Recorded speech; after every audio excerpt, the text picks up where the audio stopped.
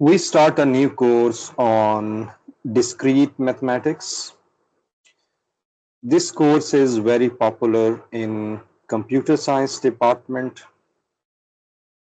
This is also a very popular course in mathematics and physics department as well. There is a reason for that. In this course, we learn how to verify a statement. Either a statement is true or false, either there is some information in the statement, or we will learn many things regarding that. Why this is important in computer science? Since many things, for example, algorithms are built on such verification of statements. So let me just start with course contents. Then I will talk about the book I follow and a very simple topic based on variables. We will talk about that in this first video. So first of all, the book I follow is a very famous book. The book name is Discrete Mathematics and its Application. Discrete Mathematics and its Application.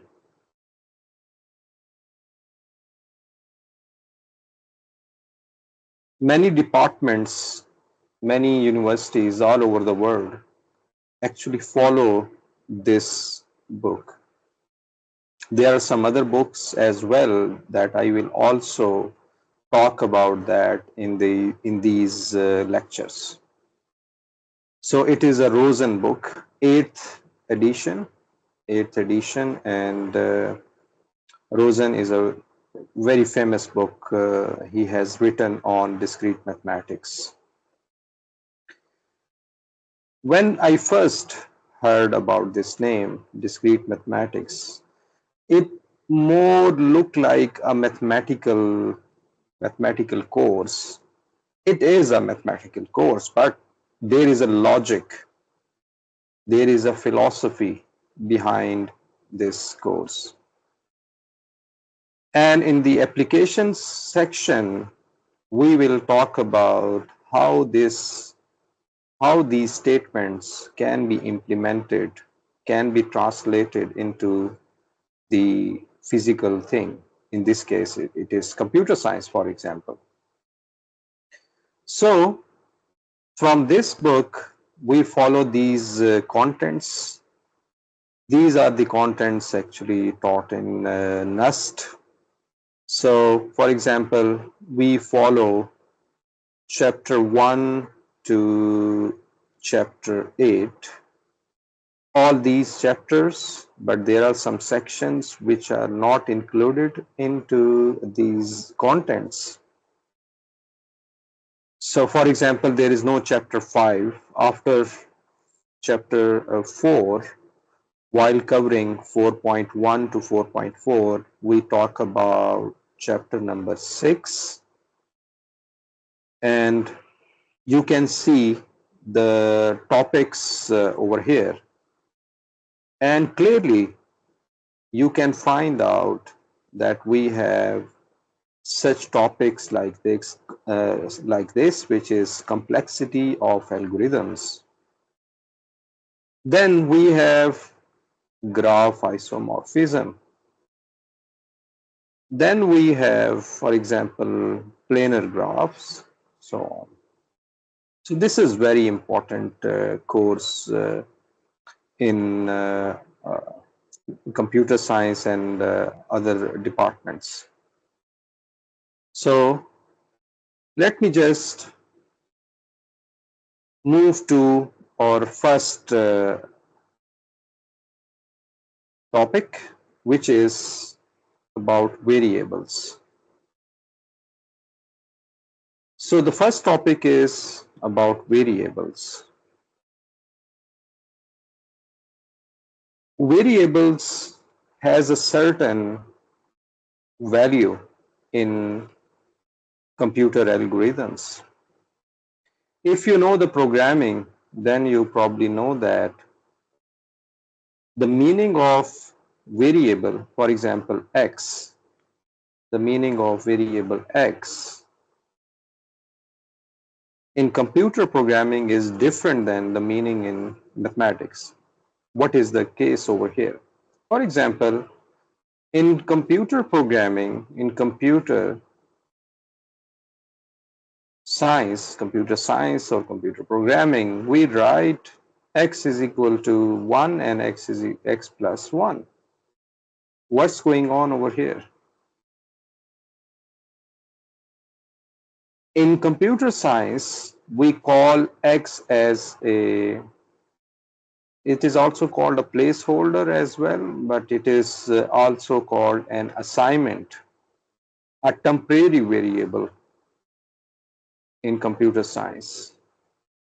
But the same thing, for example, in mathematics, this statement does not have any meaning. It is meaningless.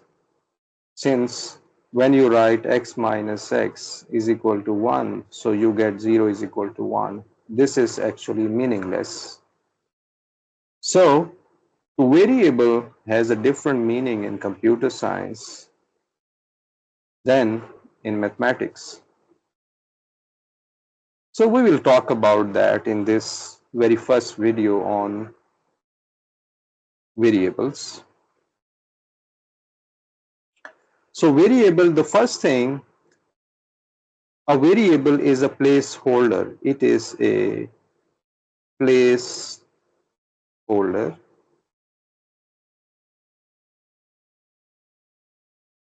Placeholder means that it has certain value in the equation. It, it can take any value in the equation. But we don't know what that value is. It can be solved, then you get a value. So this is called a variable. It can have one value or it can have more than one value. So let me just talk about our first example. The question is there a number with the following property? Is there a number? Is there a number? So it means that there is some value for x. So we can double it and then we can add 3, which gives, and this gives the squaring of it. So what we do, we call this number as x, then we can double it by the statement, and then we can add 3 over here, and it says that this will be equal to squaring it. It means over is a number. Okay, so let me just write it formally over here. It is not a question of solving a problem. It is a question of writing this statement in the variable form. And remember that we are talking about mathematics over here.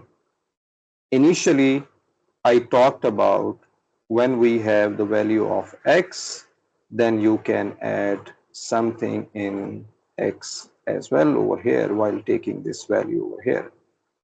Okay, that is a different story, but here we are talking about mathematics. So it says that, is there a number? For example, we call that number x. We double it, doubling it, and then we add 3 into that number.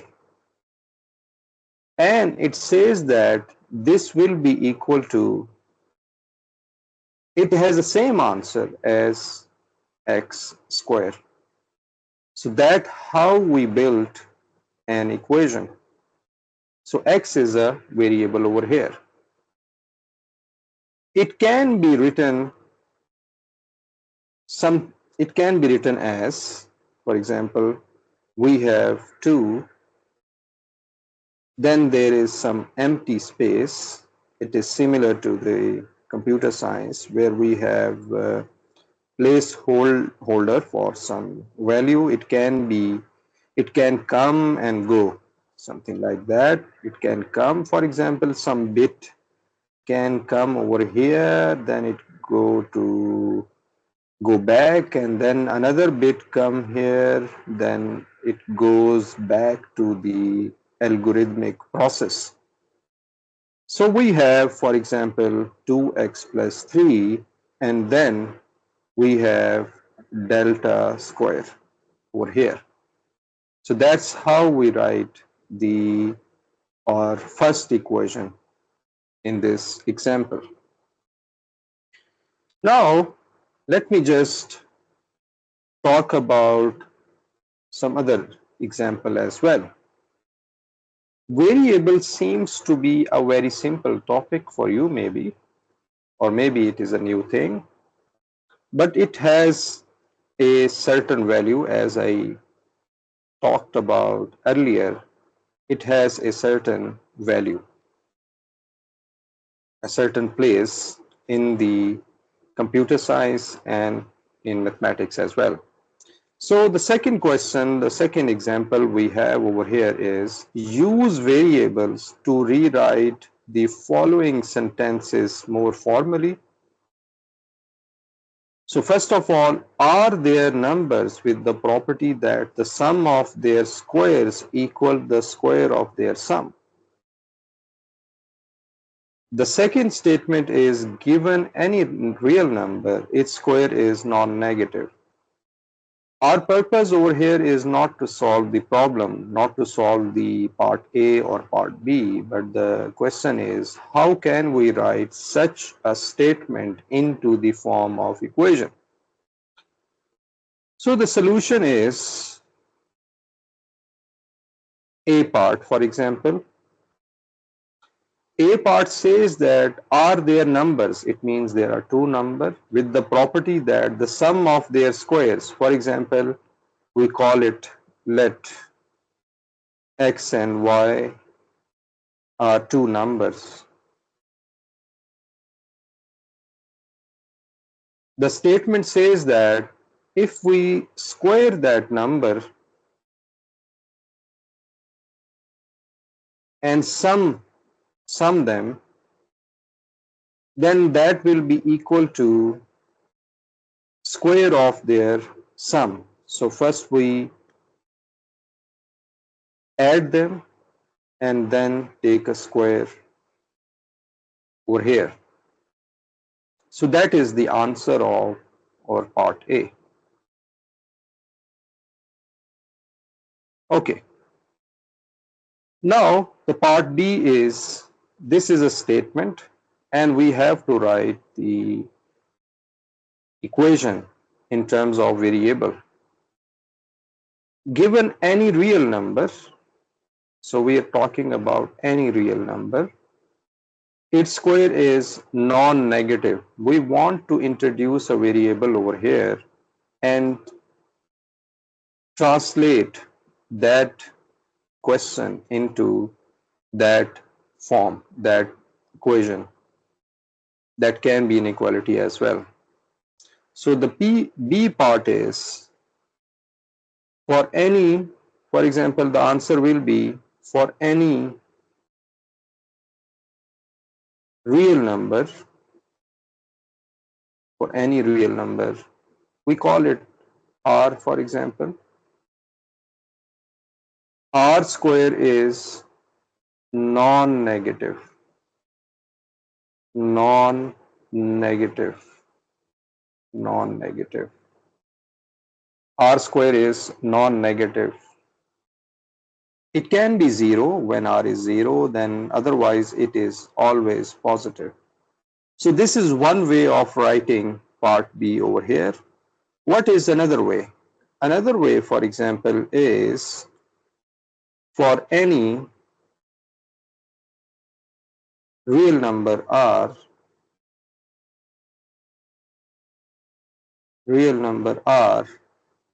r square is greater than or equal to 0. Mathematicians are more comfortable in writing such a statement in this form,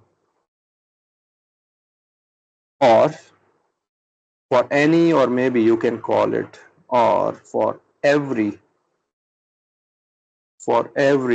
real number,